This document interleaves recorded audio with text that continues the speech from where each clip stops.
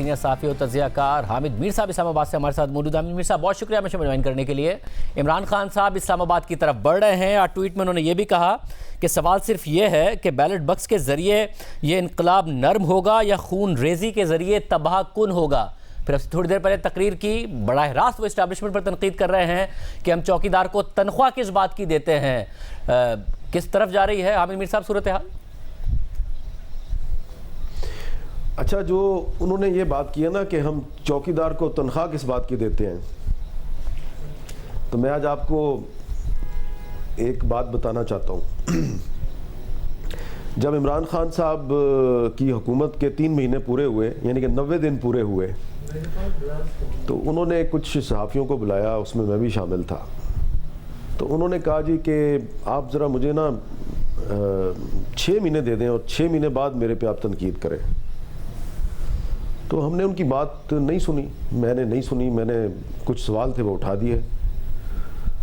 تو پھر مجھے ایک سینئر فوجی افسر نے بلایا اور انہوں نے مجھے یہ کہا کہ ہمیں خان صاحب نے کہا ہے کہ آپ کو ذرا سمجھائیں، تو پلیز ذرا آپ ان کو 6 مہینے دے دیں۔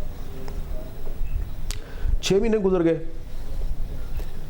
اس کے بعد مجھے پاکستان تحریک انصاف کے جو سپوکس پرسن کی ایک پوری ٹیم تھی، اس کے ایک سینئر ممبر نے بتایا کہ یار آج تو عجیب کام ہو گیا۔ میں نے کہا کیا ہوا؟ کہتے ہیں جی کہ ایک سینئر فوجی افسر جو ہیں وہ عمران خان صاحب کو ملنے آئے تھے، اپنا جو ایک روٹین کا کوئی ان کا ایک منصب کا تقاضا تھا۔ تو خان صاحب نے ان کو کہا کہ وہ جنرل صاحب وہ ہمارا نا سپوکس پرسن کا اجلاس ہو رہا ہے، آپ چلیں نا میرے ساتھ وہاں پہ۔ انہوں نے کہا مجھے رہنے دیں، وہ آپ کی سیاسی میٹنگ ہے۔ کہتے نہیں نہیں، یہ فوج تو ہماری اپنی ہے، آپ چلیں نا میرے ساتھ۔ وہ ان کو لے کے چلے گئے اور وہاں پہ سپوکس پرسنس کی میٹنگ میں بٹھا دیا۔ اب وہ ریلکٹنٹ ہیں، وہ کوشش کر رہے ہیں کہ یہ مجھے اس میٹنگ سے اٹھنے کی اجازت دے دیں۔ خان صاحب نے کہا یہ ہماری فوج ہے، کوئی مسئلہ نہیں، جو آپ کی پالیسی ہے وہی ہماری پالیسی، آپ سپوکس پرسن سے خطاب کریں۔ وہ کہتے ہیں جی میں نے بڑی مشکل سے کچھ باتیں کر کے اپنی جان چھڑائی۔ تو یہ عمران خان صاحب جو آج کہہ رہے ہیں نا کہ چوکیدار کو تنخواہ کس بات کی دیتے ہیں، یہ چوکیدار کو زبردستی پکڑ کے اپنی سیاسی میٹنگ میں لے جاتے تھے اور انکار کے باوجود ان کو پریشرائز کرتے تھے کہ میرے سپوکس پرسنز کو لائن دیں، آپ چوکیدار سے لائن لیتے تھے۔ تو میں نے وہ جو پی ٹی آئی کے سینئر رہنما تھے جو سپوکس پرسنز کے اس گروپ میں موجود تھے، میں نے ان سے نام پوچھ لیا۔ انہوں نے مجھے نام بتایا تو مجھے بڑا افسوس ہوا، لیکن پھر مجھے یہ بھی پتہ چل گیا کہ وہ زبردستی ان کو لے کے گئے تھے چوکیدار کو وہاں پہ۔ تو آپ چوکیدار کو تو چوکیداری کرنے نہیں دے رہے تھے، آپ تو چوکیدار کو استعمال کرنے کی کوشش کر رہے تھے۔ آپ نے پہلے D G I S I کو جنرل ندیم انجم کو کہا کہ جناب یہ اپوزیشن کو اندر کر دیں، انہوں نے کہا لکھ کے دیں، آپ بھاگ گئے، آپ نے کہا لکھ کے نہیں دوں گا۔ پھر آپ نے جنرل قمر جاوید باجوہ کو کہا کہ یہ سارے چور ڈاکو ہیں، ان کو اندر کریں، تو انہوں نے پتہ کیا جواب دیا؟ انہوں نے جواب دیا کہ پرائم منسٹر صاحب پہلی بات تو یہ میرا کام نہیں ہے، دوسری بات یہ ہے کہ اگر آپ یہ کام مجھ سے کروانا چاہتے ہیں تو یہ کرسی آپ چھوڑ دیں، اس کرسی پہ اگر میں بیٹھ جاؤں تو یہ کام کر دوں گا۔ تو یہ عمران خان صاحب جو ہے نا یہ چوکیدار والا جو بیانیہ بیچ رہے ہیں، ٹھیک ہے یہ عام لوگوں کو بیچتے رہے، لیکن ہم لوگ جو بہت سی باتوں کو جانتے ہیں، رہنے ہی دیں، میرا منہ نہ کھلوائیں، ابھی تھوڑی سی باتیں بتائی ہیں آپ کو۔ عامر صاحب سر ڈھکا چھپا نہیں ہے، خان صاحب یہ تو کہہ نہیں رہے کہ آپ آئین کے مطابق اپنا کام کریں، خان صاحب تو کہہ رہے ہیں میری سپورٹ میں آ جائیں، اور جیسے جیسے مارچ اسلام آباد کی طرف بڑھ رہا ہے وہ اس بیانیے کو مضبوط کرتے جا رہے ہیں، یا غلط بیانی کی بنیاد پر کہ یہ میرا آئینی مطالبہ ہے کہ اس حکومت کو ہٹانے میں اور الیکشن کرانے میں فوج کردار ادا کرے۔ اب ظاہر نئے آرمی چیف کی اناؤنسمنٹ ابھی تک نہیں ہوئی ہے، ایک ونڈو ہے، آپ کو لگتا ہے کہ اس ونڈو میں جو بات وہ کر رہے ہیں، اور خان صاحب ظاہر ایک سمارٹ پولیٹیشین تو ہیں، وہ کہیں نہ کہیں کسی کیلکولیشن کے تحت ہی کر رہے ہیں، انہیں کہیں نہ کہیں لگتا ہے کہ اس کا اثر ہو رہا ہے؟ دیکھیں شاہزیب بھائی، عمران خان صاحب نے جو سارا پھٹا ڈالا ہوا ہے نا، وہ صرف اور صرف اس لیے ڈالا ہوا ہے کہ وہ اپنی مرضی کا آرمی چیف لگوانا چاہتے ہیں، نہ کوئی انقلاب کا مسئلہ ہے، نہ کوئی اور مسئلہ ہے۔ یہ جب میں نے آپ کو تھوڑی دیر پہلے بتایا نا کہ جب جنرل قمر جاوید باجوہ صاحب جو ہیں، ان کو جب انہوں نے کہا کہ آپ یہ اپوزیشن کو پکڑیں تو انہوں نے انکار کیا۔ تو اس کے بعد پھر انہوں نے فیصلہ کر لیا کہ یہ جنرل قمر جاوید باجوہ صاحب کو ان کا ٹرنیور مکمل نہیں کرنے دینا اور ان کو پہلے جو ہے ہم نے فارغ کر دینا ہے. اور اس دوران جنرل قمر جاوید باجوہ صاحب جو ان کو اتنا زج کیا گیا کہ ایک دن انہوں نے خود ہی اپنا عہدہ چھوڑنے کا فیصلہ بھی کر لیا. اور جب انہوں نے پرائم منسٹر آفس کو اطلاع دی تو پھر انہوں نے وہ DGISI کی ٹرانسفر والا جو نوٹیفیکیشن ہے وہ بھی کر دیا.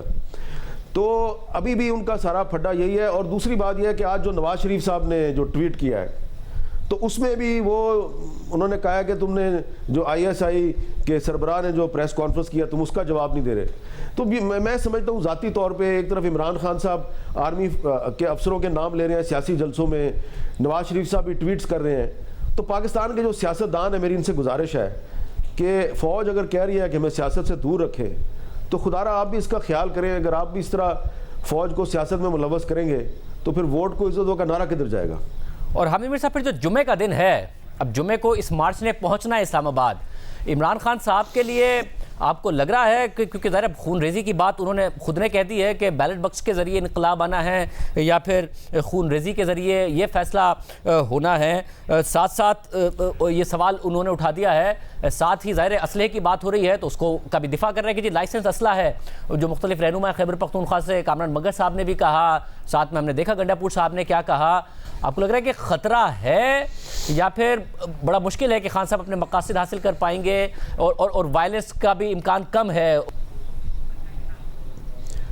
شاہزیب صاحب میں تو بیٹھا ہوں اسلام آباد میں, پچھلے 2 دن سے اسلام آباد میں سیکیورٹی ایجنسیز کے لوگ جو ہیں وہ جس قسم کی ڈرلز کر رہے ہیں, جس قسم کے نعرے لگا رہے ہیں اور پھر لاؤڈ سپیکر پہ ان کے انسٹرکٹرز جو ہیں ان کو جو سمجھا رہے ہیں, تو کچھ جگہ ایسی ہیں نا جو لاؤڈ سپیکر پہ جو وہ انسٹرکشنز دے رہے ہوتے ہیں وہ تو ہم سن بھی لیتے ہیں نا.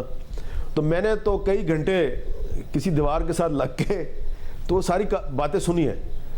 اور دوسری طرف عمران خان صاحب خون ریزی سے ڈرا رہے ہیں اور علی مین گنڈا پور صاحب بندوقیں اکٹھی کر رہے ہیں, کامران بنگے صاحب بھی جو ہیں وہ تردید کے لیے تیار نہیں ہیں. تو مجھے لگ رہا ہے کہ آپ انڈر ایسٹیمیٹ نہ کریں. جو لوگ حکومت کے کچھ لوگ عمران خان کو انڈر ایسٹیمیٹ کر رہے تھے, ان کا خیال تھا یہ لانگ مارچ کا اعلان نہیں کرے گا, بس اس پہ پریشر آئے گا تو یہ لانگ مارچ کا اعلان نہیں کرے گا. انہوں نے لانگ مارچ کا اعلان کر دیا ہے. اب انہوں نے یہ جو پرولونگ کیا نا اپنا, انہوں نے کہا کہ ہم جمعے تک پہنچیں گے, وہ اصل میں یہ جو اسلام آباد میں لوگ بیٹھے ہوئے ہیں نا ان کا استقبال کرنے کے لیے ان کو تھکا رہے ہیں. ان کو بھی تو پتہ چل رہا ہے نا کہ یہ لوگ بڑی ڈرلز کر رہے ہیں اور جگہ جگہ پہ ڈیوٹیاں دے رہے ہیں. ابھی بھی اس وقت بھی میں ابھی یہاں سے نکلوں گا, میرے دفتر کے باہر ہی رینجرز بھی نظر آئے گی, پولیس بھی نظر آئے گی. پورے اسلام آباد میں وہ ہزاروں کی تعداد میں پھیلے ہوئے ہیں. تو یہ لوگ جو ہیں یہ کئی دنوں سے اسلام آباد میں ڈیوٹی دے رہے ہیں اور ظاہری بات ہے یہ 12 گھنٹے کی ڈیوٹی تو نہیں دے رہے, 16 17 18 گھنٹے کی ڈیوٹی دے رہے ہیں. ان کو ریسٹ نہیں مل رہا. عمران خان صاحب ان کو تھکا رہے ہیں. تو اس لیے اگر کوئی ان کو انڈر ایسٹیمیٹ کر رہا ہے تو وہ غلط فہمی سے باہر نکل آئے. عمران خان صاحب جو کہہ رہے ہیں وہ کرنے کی پوری کوشش کریں گے. ویسے یعنی وائلنس کا پورا خطرہ موجود ہے خدا نخواستہ؟ اللہ کرے کہ وائلنس نہ ہو, لیکن یہ رائٹنگ آن دی وال ہے, یہ مجھے تو نظر آ رہی ہے.